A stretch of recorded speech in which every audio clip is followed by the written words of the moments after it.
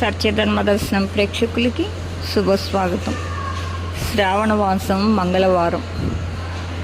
ఈ నెలల్లో వచ్చే 4 మంగళవారాలు మంగళగౌరిని పూజించాలి. పార్వతీదేవికి మరొక పేరు గౌరి, మంగళగౌరి. సాధారణంగా కొత్తగా పెళ్ళైన ముత్తైదువులు ఈ వ్రతాన్ని ఆచరిస్తారు.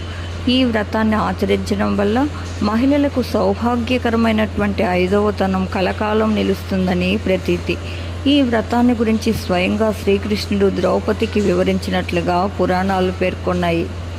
శ్రావణ మంగళ గౌరీ వ్రతం విధానం మరియు ఏ విధంగా జరుపుకోవాలో మనకి వ్రత కథలు వివరించబడ్డాయి.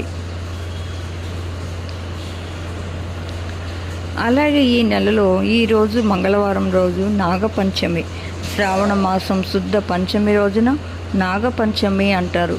బ్రహ్మదేవుడు ఆదిశేషువుని అనుగ్రహించిన రోజు అన్నమాట.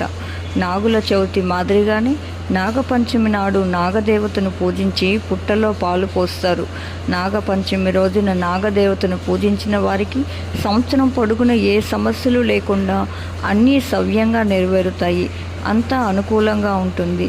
చలిచీమ నుండి చతుర్ముఖ బ్రహ్మ వరకు రాయి, రప్ప, చెట్టు, చేమ, వాగు, వరద, నీరు, నిప్పు అన్నింట అందరిలోనూ దైవత్వాన్ని దర్శించే విశిష్టమైన సంస్కృతి హిందువులది.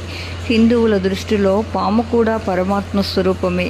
1000 పడగల ఆదిశేషుడు విష్ణుమూర్తికి పాన్పు, వాసుకి పరమేశ్వరునికి కంఠాభరణం, వినాయకుడు నాగ యజ్ఞోపవీతుడు.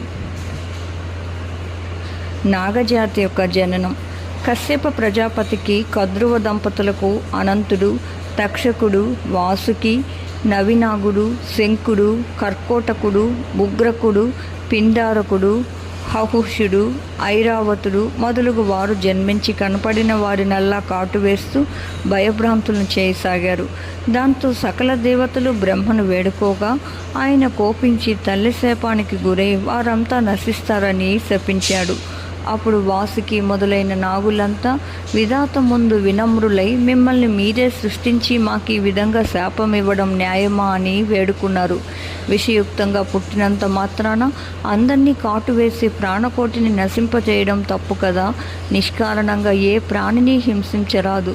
గరుడ మంత్రం చదివే వారిని ఔషధమని సమేతులను తప్పించుకు తిరగండి. దేహంగ విహంగ గణాలకు నాతులైన మీ స్థాన గౌరవాలను నిలుపుకోండి.